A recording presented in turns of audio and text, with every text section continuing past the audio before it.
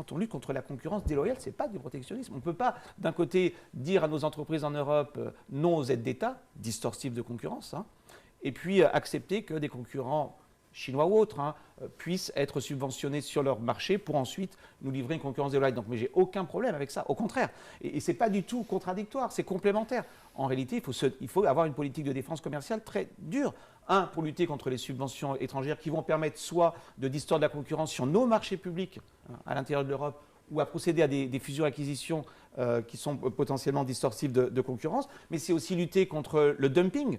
Vous le savez, l'Europe a renforcé en 2018 son anti-dumping. On était plus royaliste que le roi. On allait au-delà des règles imposées par l'OMC. Je l'ai écrit dans une note Fondapol avec Antoine Michon et Paul-Adrien Hippolyte.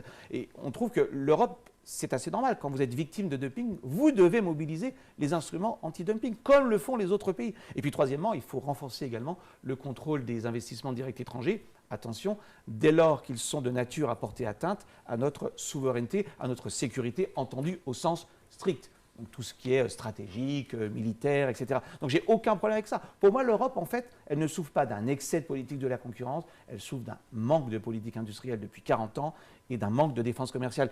Ayons les trois. Mais que chacun soit dans son rôle. Vous voyez, et je trouve qu'au fond, on retombe sur des idées économiques assez simples.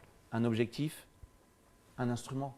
Mais ne demandons pas à la politique de la concurrence de faire de la défense commerciale et ne demandons pas à la défense commerciale de faire de la politique industrielle. Il y a trois instruments vraiment différents. En réalité, moi, ça sera un peu le message que j'aimerais faire passer, ne désarmons pas notre politique de la concurrence, renforçons notre politique industrielle. Et bravo à tout ce qu'on fait aujourd'hui, notamment sur les semi-conducteurs, les politiques de rattrapage technologique, de rupture. L'un n'empêche pas l'autre. Et ne faisons pas